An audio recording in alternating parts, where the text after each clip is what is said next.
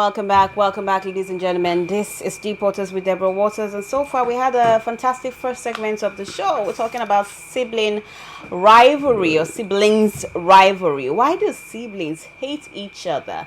Why do siblings fight, and why is there so much hate around? I mean, I was saying something about the world is already hateful enough. The world is not safe enough. Your friends, strangers are not even as safe. Then you still come home again, and you still not be safe because what of sibling rivalry. And we're asking what causes it. So far you all have said, sometimes if somebody's doing better than you, one of your siblings doing better, that parents can also play a part in this, and that there's no love in the family. Someone will say properties can also cause sibling rivalry. Someone will say ambition, exposure, education. I hear you loud and clear, but these things are constant. These things happen everywhere. So why is it that in some families they don't have sibling rivalries, or is it all families that actually have sibling rivalry? I was using my case for an example. I said, yes, I know that if I look well, I have some traces of sibling rivalry in my family, extended family, which is between my dad and his elder brother. Okay. And so far you just digging deep on the topic of the day. If you have thoughts or personal experiences and opinions, please do well to share by calling in on 0705 993 6937 or 0705 993 7937. As always, I have a special guest with me in the studio. I'm super excited to have him. I was super scared before that. I hope this traffic will not spoil this my show before, because it's make it not go be like saying me go do the oral today. This oral thing me go do. Ladies and gentlemen, I'm right here with me with a seasoned compere, an MC, a saxophonist, a professional event host, a filmmaker, and so much more. He has a unique blend of wit, humor, and a profound self-awareness. When I read this part of the bio, I was like, self-awareness, that's very, very key, especially when it comes to, having our guests in Deep Waters with Deborah Waters. Our guests are always very self-aware.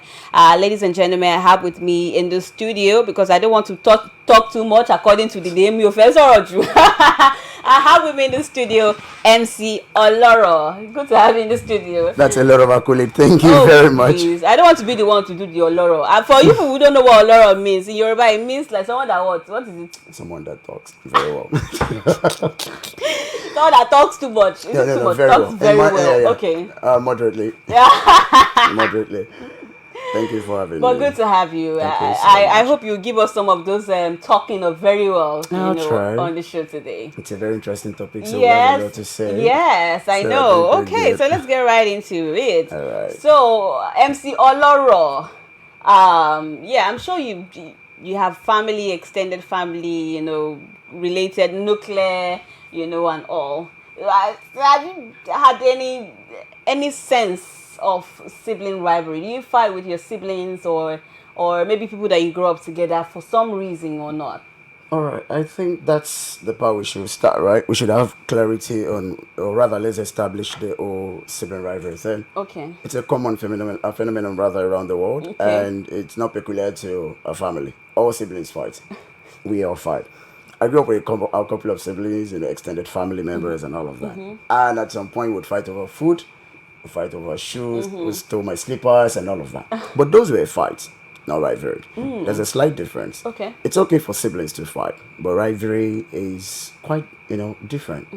It could be LD and it could be unLD. Okay. So for the fight among siblings, yes, we fight. We still fight. You can still fight with your sibling. Yes. You can have disagreement, opposing opinions and stuff, which is very okay. Okay. But rivalry tilts a little more towards competition. Do you get? When you have to compete for things amongst your siblings, then that is where rivalry comes in. Okay. When you have to compete probably for love or attention from your parents or resources or something, that is when you have to start having rivalry. Okay. Do you get? But then people often feel, not all family actually experience that. I wouldn't say I've had, really? Rivalry? Trust me, they can have fights. But, okay, I would say I've experienced the LD path of rivalry. Okay. I'm a saxophonist. Okay. I didn't just wake up one day and pick the saxophone up. My brother, my immediate older brother, is a great saxophonist. Okay. He plays. I woke up one day, saw him rehearsing, and I fell in love with the instrument. Okay. Then I got motivated. That is the LD path of rivalry. I was motivated. I didn't see him as a competition. So I went to him and He taught me. And then now I'm a good saxophonist too. So, but now the plot twist will be that when you now become a good saxophonist, and he also is a good saxophonist, That doesn't become my competition. I want to take it next level.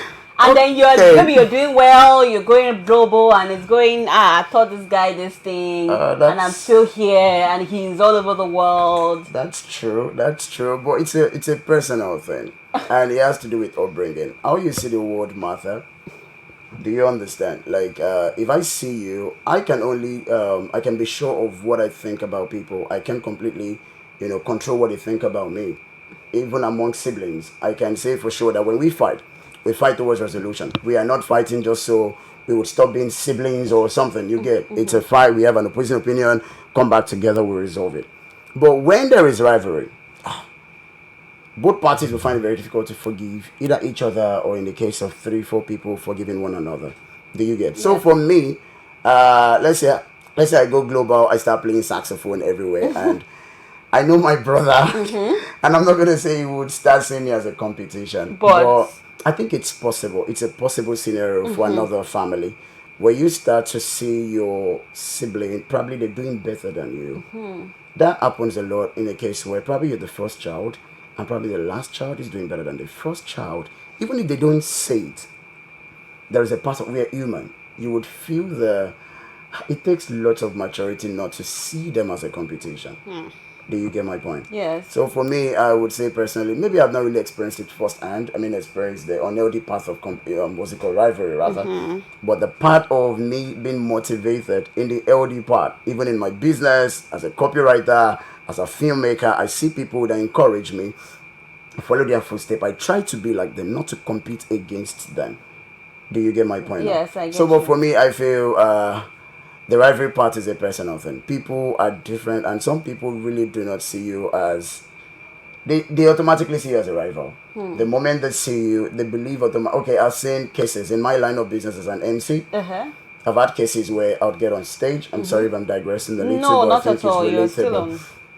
I would get to a show where you have to collaborate on stage. Remember the word Collaborate. Then they give you the microphone. Oh, would like you to anchor this show, and but then we have another MC that we would like to have join you on stage.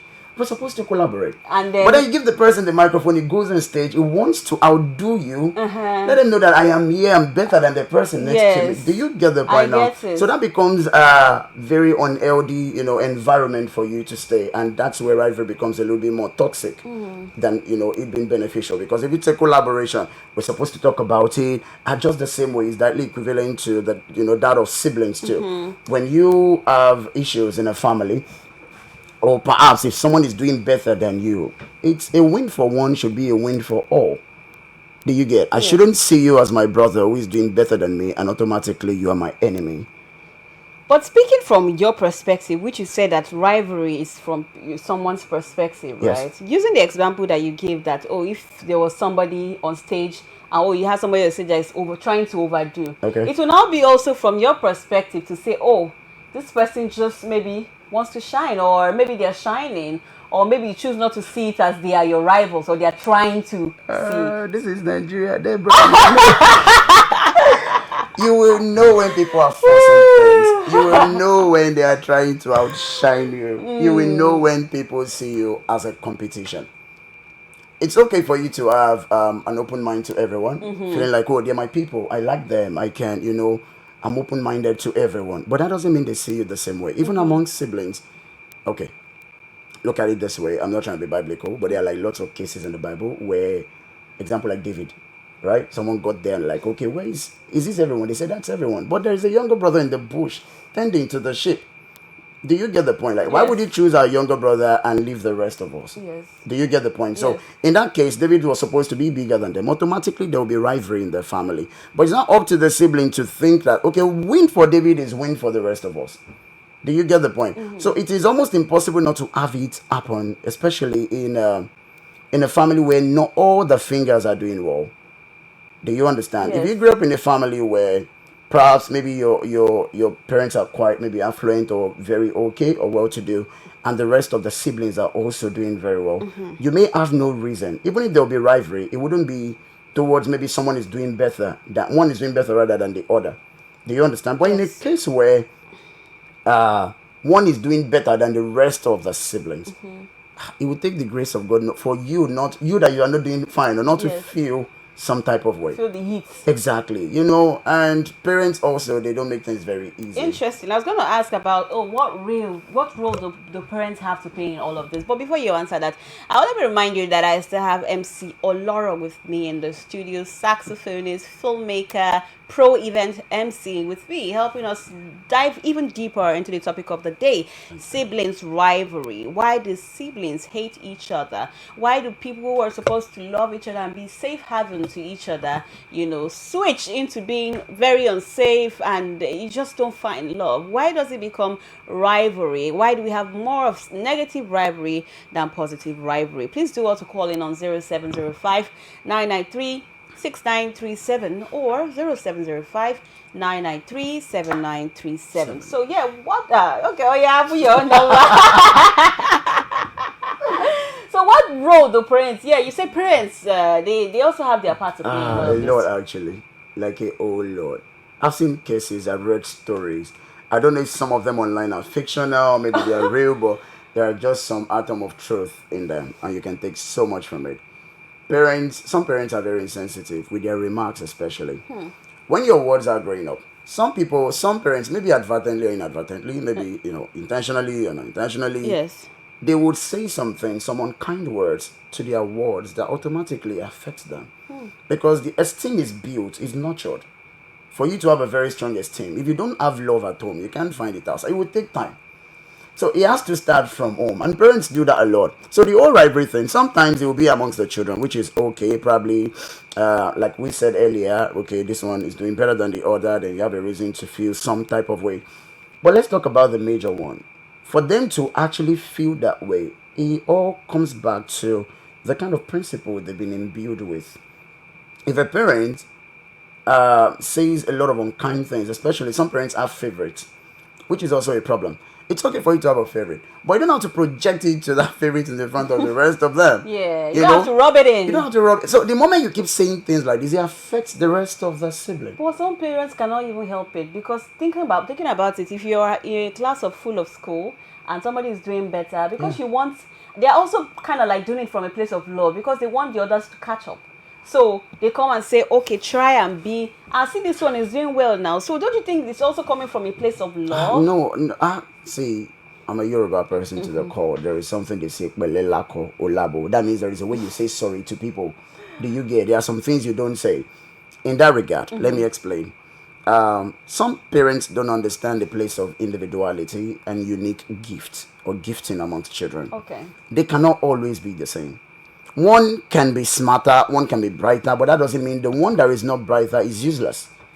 So even if you're going to encourage one of the kids to do better, or perhaps to catch up with the rest of them, Okay. there are ways you say it.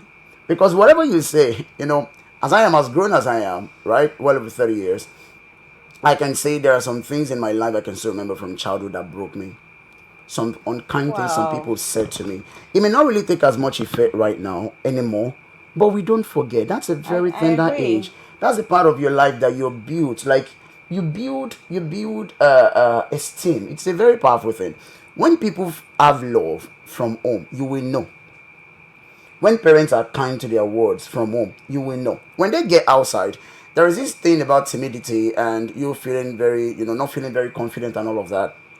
It mostly happens because at home they are not given that freedom to express themselves. So if you know your kid is doing better, which often affects this whole rivalry thing, and that's where another word comes in. When a parent chooses a favorite, I'm like, this is my child, this is the one that does better, and be like, oh, you're doing better, your brother, and all of you're saying it, and they're rubbing it on their faces and all of that. The rest of the kids will become complacent. They would find no reason to want to do better. Should you Coco have the favorite Your, one? So let us just stay where we you have are. your Ronaldo. Yeah, exactly. So there are lots of great players, and I say a lot. Like there are a lot of great players that I'm sorry I'm digressing, but Ronaldo, Messi. I don't do football that much, but there are a lot of great players that makes Ronaldo and Messi the star of the game. They couldn't have done it on their own. You cannot really know that. Okay, it's before your kids start finding themselves in the middle of everything and surrounded by nothing, you need to curb it. Like if I know my kid, this particular one is doing better than the other, how can I make this other one also? What can this person do differently? That this I person say a cannot do. lot. Like I discovered a lot of talents about I do a lot of things, with the grace of God that was discovered quite late. All thanks to my parents, they still doing amazing jobs, trust me. But based on their exposure and their level of experience, maybe there are some things that I think I would do better with my kids. Do you understand? Yes. Like you need to be able to help your kids discover their strength. Don't push the weaknesses in their faces a lot, because the one that is doing fine, that you already told is doing fine, you have imbued him with some level of confidence that is bigger and higher than the rest of them. And as a kid, you really don't know. You can say to your brother, "Here now, maybe I came first, you came 31st." You can joke with it. And from there, be like, "We are going to meet your mommy now. Maybe they don't like us." All of those many insensitive remarks, you wouldn't know. You can't always be around them. But even in your absence, your kids should be able to know that mom loves you as much as mom loves me. It's equal. So rivalry is often encouraged by parents. They do it a lot. They do it unintentionally. I'm not going to lie to you, but I am saying this to you categorically that most of the fault comes from the parent, because all of these things birth jealousy, it births resentment. And one bad thing about rivalry again that maybe we don't talk about it enough is that it doesn't end with that with the kids. It can even leave them and transcend to the next generation. Wow. Yes, because if I'm not, have you seen cases where siblings would say they've gone 10 years without talking to each other? Wow. Yeah, that's rivalry, because it's competition. Like if there is any gift any parent can give to their children, is to make them best friends from childhood. Help them to love themselves. This thing, like they say, the first institution in the society is the family, right? So if we get it so wrong from the family, and especially those we're looking up to, our parents, if they get it wrong, automatically affects their children.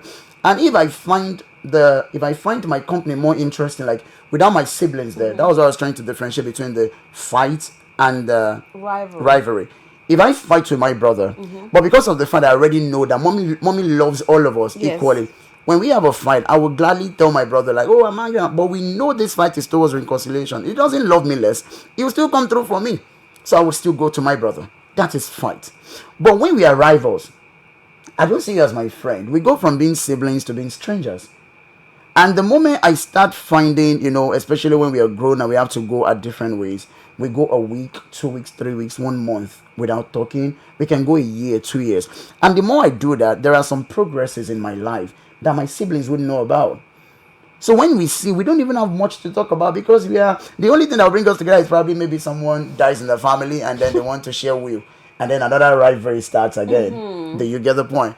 So with my own knowledge, I believe that, because the moment I start my life separately away from my siblings and I have my children, automatically my children can mix with your children. So in a situation where the deed has already been done, there's you have been programmed in such a way that you yourself don't even know that you are capable of sibling rivalry until it comes to you, and then you just realize that, wow, this has somehow been implanted. Or am I feeling, is it some tinge of jealousy I'm feeling, or is it some tinge of envy because my sibling is doing better? Or why is my sibling talking to me this way? Is it because he's doing better than me and stuff like that? In cases where the deed is already done, the agbalagba has already been agbad already. Yes. You already know that, this thing, I feel this way, or I feel this way things happen, or I'm not even talking to my brother or my sister right now because he feels this way and I feel this way, and it's just who we are. That's what the excuse we give. It's just who we are. So how do we undo such things, such situations? I think with my little experience that it's never too late to find love again. You see, rivalry eradicates something among siblings. It kills love. It's as simple as it may sound.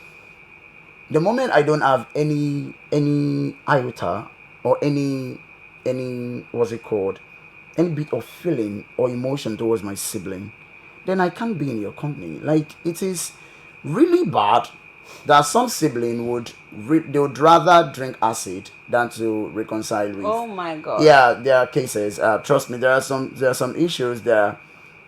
If you hear some stories, Deborah, trust me, you'd be shocked. There are some irreconcilable differences that happens among siblings that even if you were told, you'd probably tell them not to reconcile. I heard of a story. I read it very recently. I don't know, maybe how true, but then like definitely there are stories like that, where the older sibling, the sister got married, then took in the younger sister who was in school at the time, and about a couple of months into it, the younger sister started doing follow with the The husband. husband. So what the sister did was she didn't call the whole family, called the parents, and she knew, but the sister didn't know that her sister already found out. So he called them, and then they had a meeting. Like my sister, all of that. Sister said she wasn't regretful that yeah she likes the husband and she wants to stay. And she's still gonna Wow. keep doing it. How do you move on from that as a sister? Do you, even if it's not, if there was love before, how do you move on? How do you not? How do you stop being rival? Because already I love you as a sister doesn't mean I want to share my husband with you. So there are some issues you would hear, and the best way to resolve them is it's personal. You need to retrace it.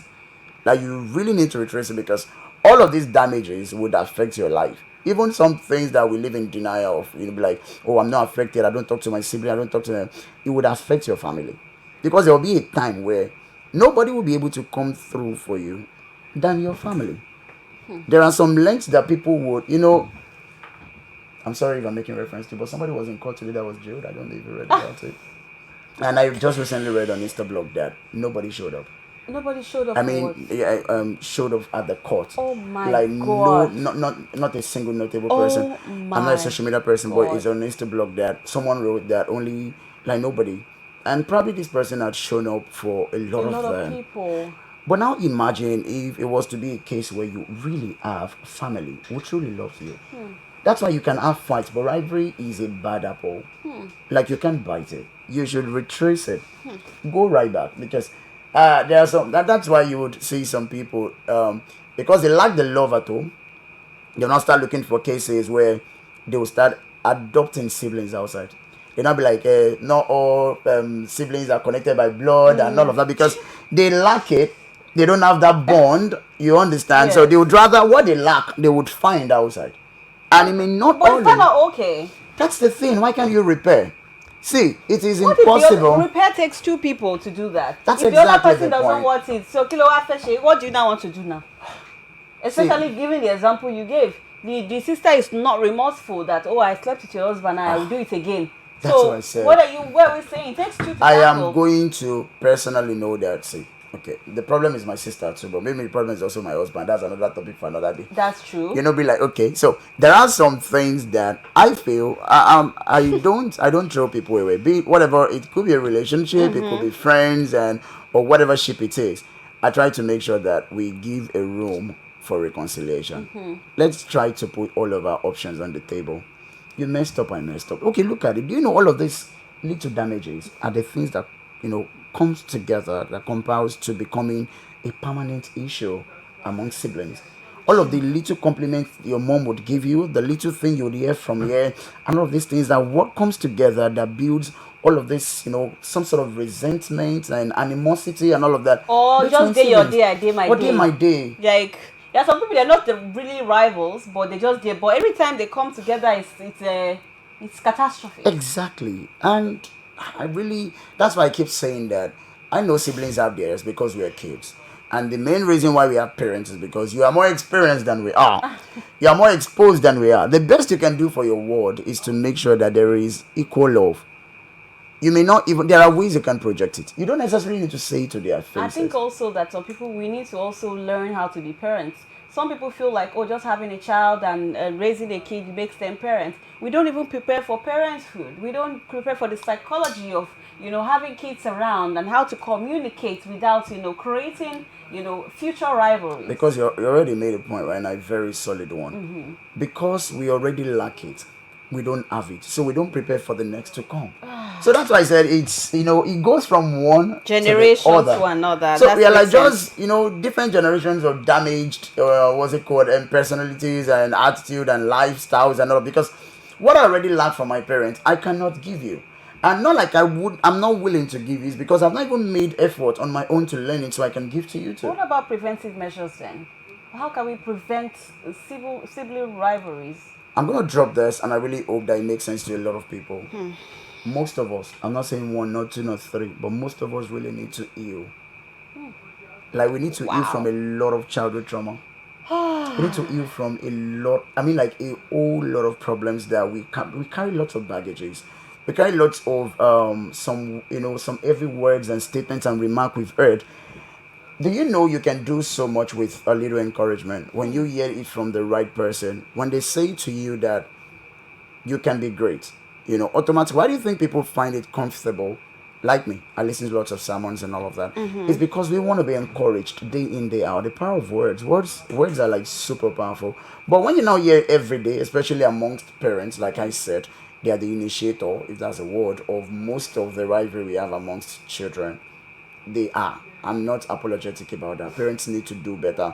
And we, now that we are learning this, because it's gradually going to be a pandemic, because we are damaged, we raising another damaged generation that would give birth to another damaged And generation. somebody even said that there's no love. The love, like the world, the love in the world has actually really declined. Yes, completely. It's like a domino effect. We need someone to break it because it keeps going.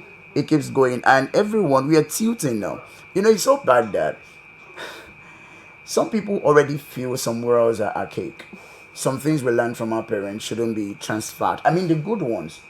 I'm a Yoruba person, and some people would tell you right now, right here, that there are some things we do traditionally that are now wrong. Some would be like, I'd rather shake an older person than to prostrate. All of these things that. So we are losing out on some things. I mean, especially when we don't get the right teachings from the source we should draw it from. So, parents, it's okay to have favorites. It's okay to have 10, 50 children. But try to understand their uniqueness and individuality. That these are my children, but they are not the same. You can be smart. And as I think it was late early 2000 rather, my dad brought some of my relatives from the village to stay with us in Lagos. And when they go here, he did something, and that thing is literally helping them till now. What? I'm saying because it's actually good. It sat them down. I was quite young then, but of course I still remember very vividly. He asked them what they wanted to do, so he took them to. They said they didn't want to go to school. He could have paid for their school fees and all of that, but he needed to know that you're coming from the village. I'm not going to impose what I don't because I'm not. I need you to do what you can find joy from. Because this one is in university doesn't mean you have to be in university. One of them said he wanted to be. I even had a brother of blessed memory. Now he wanted to be a welder, and aside being a welder, he was a great artist. So he made him like anything he conceived, like whatever he draws, is what he creates. Wow. He became a very rich person through that because he was able to identify his uniqueness. He didn't force him to school to go. I'm not saying school is bad. I totally get Do you that. understand? So when you see your kids and you be like, okay, this is the strength of this one, how can I nurture it? This generation already feels that there are two ways to make money now, or three. Number one, this one must play football. This one must do music and compete with Wizkid. This one must do all of That's them. really true. Exactly. So now that we think that we need them to do all of these things, you're killing their uniqueness. Interesting. Do you get the MC point? Olora, thank you so much. You've spoken very well today. I you very much for having me. you really sorrowed today. Thank you so much for sharing. Thank you, And I'm too. sure if you have one word to say to somebody who is experiencing sibling rivalry right now, what would you say to them? Like someone who they're not talking or they're just rivals right now. What would you say to them? One word. Okay. Or should I say one sentence? Okay, maybe I'll make it a sentence because I didn't prepare. Or rather think about I think the best I would say to anyone experiencing, sibling rivalry right now is try as much as you can to be the bigger person. Say it's okay. It's okay to have fight. Maybe the person was in the wrong, you were in the right. Forget about it. Anger is a temporary madness. You see, all of these things now. What even caused the rivalry may not really matter anymore right now. Thing, no. That's So the truth. let it go. Interesting. Do you understand? Let it go, let it go. Ain't hold it back Okay. anymore. I thought you said a saxophonist. Sorry. Now Let you're me the find. Let me find my. Thank you so much, MC Olora. I'm honored, I really Deborah. appreciate. How can people find you on socials though? Yeah, I'm on all social platforms. My name at mc.oloro_. Yeah, if you're looking you. for MC Olora, as you've heard him, pro MC, saxophonist, filmmaker, and more, please do you well to very follow him, much. MC Olora. This has been Deep Waters with Deborah Waters, and you can follow us on Instagram at deepwaters_podcast. I am Deborah Waters, and thank you so much for watching. Have a great weekend. I'll see you on Monday at 4:30 to 5:30 p.m. Bye-bye. Bye.